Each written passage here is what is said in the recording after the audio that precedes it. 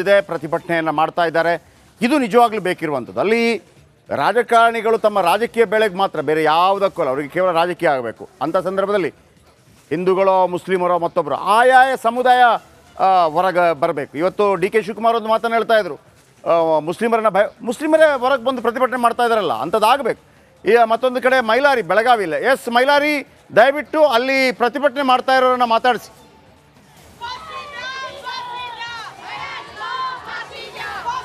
ಖಂಡಿತ ಜಯಪ್ರಕಾಶ್, ಬೆಳಗಾವಿಯಲ್ಲಿ ಕೂಡ ನೇಹಾ ಪ್ರತಿಭಟನೆಯನ್ನು ಖಂಡಿಸಿ ಇಲ್ಲಿ ಪ್ರತಿಭಟನೆಯನ್ನು ಮಾಡ್ತಿದ್ದಾರೆ. ಬೆಳಗಾವಿ ವೃತ್ತದಿಂದ ಈಗಾಗಲೇ ಪ್ರತಿಭಟನೆ ಆರಂಭ ಆಗಿರುವಂಥದ್ದು.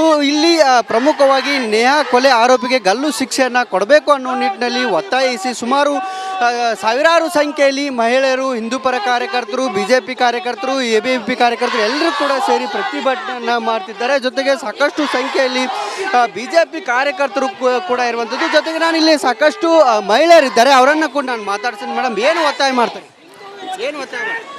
ಏನು ನೇಹಾ ಹತ್ಯೆ ಆಗಿದೆ, ಇದು ಒಂದು ನಮ್ಮ ರಾಜ್ಯ ಸರ್ಕಾರವೇ ತಲೆ ತೆಗೆಸುವಂಥ ಕೆಲಸ ಆಗಿದೆ. ಇದು ಹಿಂದೂ ವಿರೋಧಿ ಕೆಲಸ ಮಾಡ್ತಾ ಇದ್ದಾರೆ. ನಮ್ಮ ವಿರೋಧಿ ಸರ್ಕಾರ ಏನು ಇದೆ ಅದು ಒಂದು ನ್ಯಾಯ ಕೊಡಿಸಿ ಗಲ್ಲಿಗೆ ಕೊಡಿಸುವಂಥ ಕೆಲಸ ಈ ದಿನ ಆಗಬೇಕಾಗಿದೆ. ಇಷ್ಟು ನಾವೆಲ್ಲರೂ ಈ ದಿನ ಒಂದು ದೊಡ್ಡ ಪ್ರಮಾಣದಲ್ಲಿ ಸೇರಿದ್ದೇವೆ. ಇದಕ್ಕೆ ನ್ಯಾಯ ಸಿಗಬೇಕು ಅಂತ ನಮ್ಮೆಲ್ಲರ ಪರವಾಗಿ ಕೇಳ್ಕೊಳ್ತಾ ಇದ್ದೀನಿ. ನಮ್ಮ ಮಗಳಿಗೆ, ನಮ್ಮ ಹಿಂದೂ ಧರ್ಮ ಸಮಾಜದವರಿಗೆ ಎಲ್ಲರಿಗೆ ನಮಗೆ ನ್ಯಾಯ ಕೊಡಬೇಕಾಗಿ ವಿನಂತಿ ಎಲ್ಲ ಮಹಿಳಾ ಕಡೆಯಿಂದ. ಮಗಳು ಮಾಡ್ತಾರೆ ಮೇಡಮ್. ನಾನು ಸಾಕಷ್ಟು ಸಂಖ್ಯೆಯಲ್ಲಿ ಕೂಡ ಮಹಿಳೆಯರಿದ್ದಾರೆ. ಇನ್ನೂ ನಾನು ಮಾತಾಡ್ತೀನಿ. ಮೇಡಮ್, ಏನು ಒತ್ತಾಯ ಮಾಡ್ತಾರೆ? ಏನ್ರಿ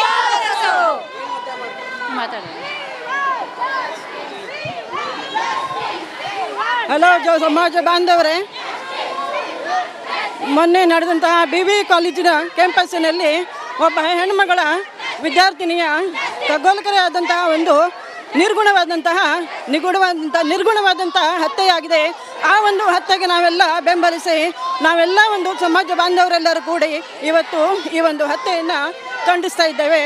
ಆ ಒಂದು ಮೇಡಮ್, ಏನು ಒತ್ತಾಯ ಮಾಡ್ತಾರೆ ಅಂತ?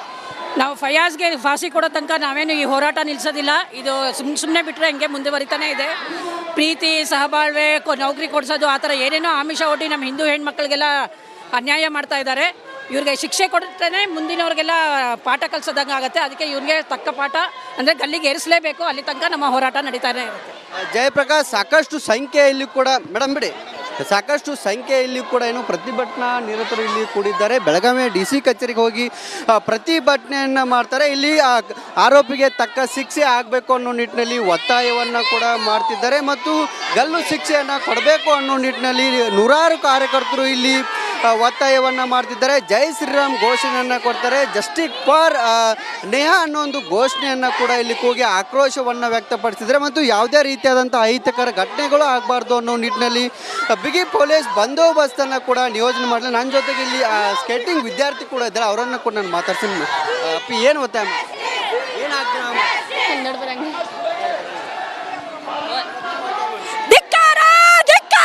ನಮಗೆ ನ್ಯಾಯ ಬೇಕು, ನ್ಯಾಯ ಬೇಕು, ನ್ಯಾಯ ಬೇಕು, ನ್ಯಾಯ ಬೇಕು.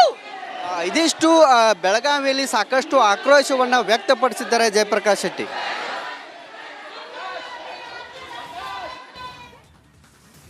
ಕ್ಷಣಕ್ಕೂ ಕೂಡ ಹೆಚ್ಚಾಗ್ತಾ ಇದೆ. ಹುಬ್ಬಳ್ಳಿಯಿಂದ ನನ್ನ ಕಲೀಗ ಪ್ರಕಾಶ್ ನೇರ ಸಂಪರ್ಕದಲ್ಲಿ. ಪ್ರಕಾಶ್, ಇವತ್ತು ಕೂಡ ಪ್ರತಿಭಟನೆ ನಡೆಸಲಾಗ್ತಾ ಇದೆ. ಹುಬ್ಬಳ್ಳಿಯಲ್ಲೂ ಕೂಡ ಪ್ರತಿಭಟನೆಯ ಬಿಸಿ ಯಾವ ರೀತಿ ಇದೆ, ಏನ್ ನಡೀತಾ ಇದೆ ಸದ್ಯಕ್ಕೆ? ನೇಹಾ ಕೊಲೆ ವಿಚಾರಕ್ಕೆ ಸಂಬಂಧಪಟ್ಟಂತೆ ಎಕ್ಸ್ಪ್ಲೇನ್ ಮಾಡ್ತಾ ಹೋಗಿ. Over to you Prakash. Yes Sushmita, Neha ಕೊಲೆಯನ್ನು ಖಂಡಿಸಿ ಸಾಕಷ್ಟು ಒಂದು ಹೋರಾಟ ಮತ್ತಷ್ಟು ಭುಗಿಲೆದ್ದಿರ್ತಕ್ಕಂಥದ್ದು. ಸದ್ಯ ನಾನೀಗ ಹಳೆ ಹುಬ್ಬಳ್ಳಿಯ ವೃತ್ತದಲ್ಲಿದ್ದೀನಿ. BJP ಏನು ಇವತ್ತು ಕರೆ ಕೊಟ್ಟಿರ್ತಕ್ಕಂತಹ ಹೋರಾಟಕ್ಕೆ ಸಾಕಷ್ಟು ಜನ ಕಾರ್ಯಕರ್ತರು ಶಾಸಕ ಮಹೇಶ್ ತೆಂಗಿನಕಾಯಿ ನೇತೃತ್ವದಲ್ಲಿ ಒಂದು ಉಗ್ರವಾದಂಥ ಹೋರಾಟವನ್ನು ಮಾಡ್ತಾ ಇದ್ದಾರೆ. ಸರ್ಕಾರದ ವಿರುದ್ಧ ಸಾಕಷ್ಟು ಆಕ್ರೋಶವನ್ನು ವ್ಯಕ್ತಪಡಿಸ್ತಾ ಇದ್ದಾರೆ. ದೃಶ್ಯದಲ್ಲಿ ತಾವು ಗಮನಿಸ್ತಾ ಇರ್ಬೋದು ಸ್ಮಿತಾ. ನೇಹಾ ಅವರ ಭಾವಚಿತ್ರವನ್ನು ಹಿಡಿದು ಏನು ಅವರಿಗೆ ಜಸ್ಟಿಸ್ ಅಂದರೆ ನ್ಯಾಯವನ್ನು ದೊರಕಿಸ್ಕೊಡ್ಬೇಕು ಅಂತಕ್ಕಂಥ ಒಂದು ಆಗ್ರಹವನ್ನು ಆಗ್ರಹವನ್ನು ಮಾಡ್ತಾ ಇದ್ದಾರೆ. ಆರೋಪಿ ಫಯಾಜ್ಗೆ ಗಲ್ಲು ಶಿಕ್ಷೆಯನ್ನು ವಿಧಿಸಬೇಕು ಅಂತಕ್ಕಂಥ ಒಂದು ಆಗ್ರಹವನ್ನು ಮಾಡ್ತಾ ಇದ್ದಾರೆ. ಸಾಕಷ್ಟು ಜನ ಮಹಿಳಾ ಕಾರ್ಯಕರ್ತರಿರ್ಬೋದು, BJPಯ ಕಾರ್ಯಕರ್ತರಿರ್ಬೋದು, ಹಿಂದೂ ಪರ ಸಂಘಟನೆಯ ಕಾರ್ಯಕರ್ತರು ಸಾಕಷ್ಟು ಸಂಖ್ಯೆಯಲ್ಲಿ ಸೇರಿದ್ದಾರೆ. ತೀವ್ರತರವಾದಂಥ ಒಂದು ಹೋರಾಟಕ್ಕೆ ಇಲ್ಲಿ ಮುಂದಾಗಿದ್ದಾರೆ. ಟೈರ್ಗೆ ಬೆಂಕಿ ಹಚ್ಚುವ ಮೂಲಕ ಸಾಕಷ್ಟು ಸರ್ಕಾರದ ವಿರುದ್ಧ ಘೋಷಣೆಗಳನ್ನು ಕೂಗುವ ಮೂಲಕ ಒಂದು ಆಕ್ರೋಶವನ್ನು ಹೊರ ಹಾಕ್ತಾ ಇದ್ದಾರೆ. ರಾಜ್ಯ ಸರ್ಕಾರದ ವಿರುದ್ಧ ಘೋಷಣೆಗಳನ್ನು ಕೂಗ್ತಾ ಇದ್ದಾರೆ. ಮಹೇಶ್ ತೆಂಗಿನಕಾಯಿ ಅವರು, ಶಾಸಕರು ಮಹೇಶ್ ತೆಂಗಿನಕಾಯಿ ಅವರು ಇದ್ದಾರೆ, ಅವ್ರನ್ನ ಮಾತಾಡ್ತೀನಿ. ಸರ್, ಒಂದು ಕೃತ್ಯ ನೇಹಾ ಅವ್ರನ್ನ ಕೊಲೆ ಮಾಡಿರುವಂಥ ದೃಶ್ಯವನ್ನು ತಾವು ಗಮನಿಸಿದಿರಿ, ಸಾಕಷ್ಟು ವಿಡಿಯೋಗಳನ್ನು ನೋಡಿದಿರಿ, ಏನು ಹೇಳ್ತೀರಿ ಸರ್? ನೋಡಿ, ಇವತ್ತು ಭಾಳ ಸ್ಪಷ್ಟವಾಗಿ ಸ್ವತಃ ಕೇಂದ್ರದ ರಾಜ್ಯದಲ್ಲಿರ್ತಕ್ಕಂಥ ಜವಾಬ್ದಾರಿ ಸ್ಥಾನದಲ್ಲಿರ್ತಕ್ಕಂಥ ಸನ್ಮಾನ್ಯ ಮುಖ್ಯಮಂತ್ರಿಗಳು ಮತ್ತು ಗೃಹ ಸಚಿವರ ಹೇಳಿಕೆಗಳನ್ನು ನೋಡಿದಾಗ ಇವತ್ತು ಭಾಳ ಸ್ಪಷ್ಟ ಆಗ್ತಾಯಿದೆ. ಈ ತನಿಖೆಯ ದಿಕ್ಕನ್ನು ತಪ್ಪಿಸ್ತಕ್ಕಂಥ ಕೆಲಸವನ್ನು, ಒತ್ತಡವನ್ನು ಪೊಲೀಸ್ ಅಧಿಕಾರಿಗಳ ಮೇಲೆ ಹಾಕ್ತಾ ಇದ್ದಾರೆ.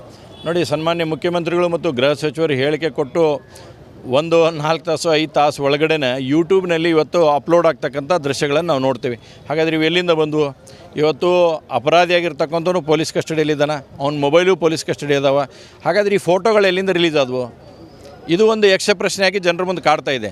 ಹಾಗಾದರೆ ಈ ಫೋಟೋಗಳನ್ನು ರಿಲೀಸ್ ಮಾಡಿದವ್ರು ಯಾರು ಅಂತಕ್ಕಂಥದ್ದನ್ನು ಸನ್ಮಾನ್ಯ ಗೃಹ ಸಚಿವರು ಅದಕ್ಕೆ ಉತ್ತರ ಕೊಡಬೇಕಾಗತ್ತೆ. ಇವತ್ತು ಒಂದು ಕಡೆ ನೇಹಾ ಅವರ ತಂದೆ ಕೂಡ ಆಗ್ರಹಪಡಿಸಿದ್ದಾರೆ, ಈ ಒಂದು ಪ್ರಕರಣವನ್ನು CBIಗೆ ವಹಿಸಬೇಕು ಅಂತಕ್ಕಂಥ ಆಗ್ರಹವನ್ನು ಪಡಿಸಿದ್ದಾರೆ. ನೋಡಿ, ಇವತ್ತು ಆ ವಿದ್ಯಾರ್ಥಿನಿಯ ತಂದೆ ಒಬ್ಬ ಕಾಂಗ್ರೆಸ್ ಪಾರ್ಟಿಯ ಮಹಾನಗರ ಪಾಲಿಕೆ ಸದಸ್ಯರಾಗಿ ಕೆಲಸ ಮಾಡ್ತಾ ಇದ್ದಾರೆ. ಇವತ್ತು ಕಾಂಗ್ರೆಸ್ ಪಾರ್ಟಿಯ ಮಹಾನಗರ ಪಾಲಿಕೆ ಸದಸ್ಯರ ಮಗಳಿಗೆ ಈ ರೀತಿ ಆದರೆ ನಿನ್ನೆ ನಾವು ಹೋದಂಥ ಸಂದರ್ಭದಲ್ಲಿ ಸನ್ಮಾನ್ಯ JP ನಡ್ಡಾಜಿ ಅವರ ಮನೆಗೆ ಭೇಟಿ ಕೊಟ್ಟಂಥ ಸಂದರ್ಭದಲ್ಲಿ ಅವರು ಉಲ್ಲೇಖ ಮಾಡಿರ್ತಕ್ಕಂಥದ್ದು, ನನ್ನ ಮಗಳಿಗೆ ಹೀಗಾದರೆ ಇನ್ನು ಜನಸಾಮಾನ್ಯರಿಗೆ ಏನಂತಕ್ಕಂಥ ಪ್ರಶ್ನೆಯನ್ನು ಮಾಡಿದ್ದಾರೆ. ಅದರ ಜೊತೆಗೆ ಕಾಂಗ್ರೆಸ್ನವರು, ನಾನು ಸ್ವತಃ ಕಾಂಗ್ರೆಸ್ಸಿನ ಕಾರ್ಯಕರ್ತನಾದರೂ ಕೂಡ ಮುಖ್ಯಮಂತ್ರಿಗಳಾಗಲಿ ಗೃಹ ಸಚಿವರಾಗಲಿ ಇವತ್ತಿನವರೆಗೆ ನನಗೆ ಮಾತಾಡಲಿಲ್ಲ, ಸತ್ಯಾಸತ್ಯತೆ ಏನೈತೆ ಅನ್ನುವಂಥದ್ದನ್ನು ಒಂದು ಫೋನ್ ಮುಖಾಂತರ ನನಗೆ ಕೇಳಲಿಲ್ಲ ಅನ್ನುವಂಥದ್ದನ್ನು ದುಃಖ ಇವತ್ತು ಅವ್ರ ಮಡಗಿದೆ ಇವತ್ತು. ಹೀಗಾಗಿ ಇವತ್ತು ಆ ದಿಕ್ಕು ತಪ್ಪಿಸ್ತಕ್ಕಂಥ ಕೆಲಸ ಕಾಂಗ್ರೆಸ್ ಪಾರ್ಟಿ ಮಾಡ್ತಾಯಿದೆ. ನಾವು ಆಗ್ರಹ ಮಾಡ್ತೇವೆ. ನಿನ್ನೆನೂ ಕೂಡ ಅವರು ಭಾಳ ಸ್ಪಷ್ಟವಾಗಿ ಆಗ್ರಹ ಮಾಡಿದ್ದಾರೆ. ಈ ತನಿಖೆ ಮೇಲೆ ನನಗೆ ವಿಶ್ವಾಸ ಇಲ್ಲ, ಇದನ್ನು CBIಗೆ ವಹಿಸಬೇಕು ಅನ್ನೋಂಥ ಆಗ್ರಹವನ್ನು ಮಾಡಿದ್ದಾರೆ. ನಮ್ಮೆಲ್ಲರದು ಹೋರಾಟ ಇದೆ. ಇದನ್ನು ತಕ್ಷಣ ನಿಮ್ಮ ಇವತ್ತಿನ ತನಿಖೆ ಪ್ರಕೃತಿಯನ್ನು ನೋಡಿದರೆ ಇದರ ಮೇಲೆ ಸಂಪೂರ್ಣವಾಗಿರ್ತಕ್ಕಂಥ ಅಪನಂಬಿಕೆ ಕಾಣ್ತಾ ಇದೆ. ಮತ್ತೆ ಅಲ್ಪಸಂಖ್ಯಾತರ ತುಷ್ಟೀಕರಣ ನೀತಿ ಭಾಳ ಎದ್ದು ಕಾಣುವಂಥ ನಿಟ್ಟಿನಲ್ಲಿ ಸಾಗಿದೆ. ಹೀಗಾಗಿ CBI ಕೊಡಬೇಕನ್ನೋದು ಆಗ್ರಹ ಮಾಡ್ತೇವೆ ನಾವು. ಇದಿಷ್ಟು ಮಹೇಶ್ ತೆಂಗಿನಕಾಯಿ ಅವರ ಮತ್ತು ಇನ್ನು ಸಾಕಷ್ಟು ಜನ ಮಹಿಳಾ ಕಾರ್ಯಕರ್ತರಿದ್ದಾರೆ, ಸರ್ಕಾರದ ವಿರುದ್ಧ ಘೋಷಣೆಗಳನ್ನು ಕೂಗ್ತಾ ಇದ್ದಾರೆ. ಕೈಯಲ್ಲಿ ಅವರು ಕೂಡ ನೇಹಾಳ ಭಾವಚಿತ್ರವನ್ನು ಹಿಡಿದು ಘೋಷಣೆಗಳನ್ನು ಕೂಗ್ತಾ ಇದ್ದಾರೆ. ಮೇಡಮ್, ಯಾವ ರೀತಿ ಆಗ್ರಹ ಮಾಡ್ತೀರಿ?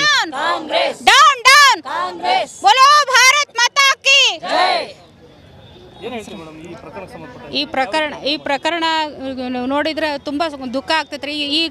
ಈ ಪ್ರಕರಣ ಆಗಿದ್ದು ನಮ್ಮ ಮನೆಯಲ್ಲಿ ಆದಂಗೆ ಆಗ್ತೈತೆ. ಯಾಕಂದರೆ ಇವತ್ತು ಅಲ್ಲೇ ಆಗೈತಿ, ಪ್ರತಿ ಮನೆಗೂ ಆಗೋದು ಸಮಯ ಭಾಳ ದೂರ ಇಲ್ಲ ಅನ್ಕೋಬೋದು. ಮಹಿಳೆಯರಿಗೆ ಅವರು ನಮ್ಮ ಸರ್ಕಾರದಲ್ಲಿ ಹಿಂದೂ ಮಹಿಳೆಯರಿಗೆ ಏನು ಬೆಂಬಲ ರಕ್ಷಣೆನೇ ಇಲ್ಲ. ಇದು ನೋಡಿಬಿಟ್ರೆ ಇವತ್ತಿನ ದಿನ ಇಷ್ಟೆಲ್ಲ ಆದ್ರೂ ಅವರು ಹೇಳಿಕೆ ನೋಡಿದರೆ ಭಾಳ ಬೇಜವಾಬ್ದಾರಿತನ ಹೇಳಿಕೆ ಕೊಡ್ತಾ ಇದ್ದಾರೆ. ಒಂದು ಮಗುಗೆ ಇಷ್ಟೆಲ್ಲ ಆಗಿದ್ರೆ ಅವ್ರ ಮನೇಲಿ ಇದೇ ಥರ ಆದರೆ ಅವರು ಇದೇ ಥರ ಹೇಳಿಕೆ ಕೊಡ್ತಾರಾ? ಇಲ್ಲ. ಹಂಗಾದ್ರೆ ನಾವು ಮಕ್ಕಳನ್ನೆಲ್ಲ ಯಾವ ರೀತಿ ನಾವು ಎಲ್ಲ ಕಲಿಸ್ಬೇಕೋ ಬೇಡ ಮಕ್ಕಳಿಗೆಲ್ಲ? ಹಿಂದೂ ಹೆಣ್ಮಕ್ಳು ಅದೇ ಅವು ಅಂಥ ಕೃತ್ಯ ಮಾಡಿದ್ರು ಅವನಿಗೆ ರಕ್ಷಣೆ ಕೊಡ್ತಾ ಇದ್ದಾರೆ. ಅವನಿಗೆ ರಕ್ಷಣೆ ಕೊಡೋದಕ್ಕೆ ಬೇಕಂತ ಅಲ್ಲಿ ಜೈಲಲ್ಲಿ ಇಟ್ಕೊಂಡು ಅವನಿಗೆ ಉಪಚಾರ ಮಾಡ್ತಾ ಇದ್ದಾರೆ. ಆದರೆ ಇದನ್ನೆಲ್ಲ ನೋಡಿಬಿಟ್ರೆ ಮುಖ್ಯಮಂತ್ರಿಗಳು ಅವ್ರಿಗೆ ಹೆದರ್ತಾ ಇದ್ದಾರನ ಅಂತ ಅನ್ಕೊತಾ ಇದ್ದೀವಿ. ಯಾಕಂದರೆ ಅವರು ಹಿಂದೂಗಳಿಗೆ ಇಂಥ ಕೃತ್ಯ ಮಾಡ್ತಾ ಇದ್ದಾರೆ. ಅವ್ರಿಗೆ ಇದನ್ನು ಆಕ್ಷನ್ ತೊಗೊಳೋದಕ್ಕೆ, ರಕ್ಷಣೆ ಕೊಡೋದಕ್ಕೆ ಏನು ಕಷ್ಟ ಆಗಲ್ಲ. ಆದರೆ ಇವರು ಈಗ ಮಾಡ್ತಾ ಇಲ್ಲ ಅನ್ನೋದಕ್ಕೆ ಉದ್ದೇಶ ಏನು ಅಂತಂದರೆ ಅವರಿಗೆ ಹೆದರ್ತಾ ಇದ್ದಾರೆ ಮುಖ್ಯಮಂತ್ರಿಗಳು ಅಂತ ಅನಿಸ್ತಾ ಐತಿ. ಪ್ರತಿ ಮನೆಯಲ್ಲೂ ಮಹಿಳೆಯರಿಗೆ ಒಂದು ಭಯದ ವಾತಾವರಣ ಇದೆ.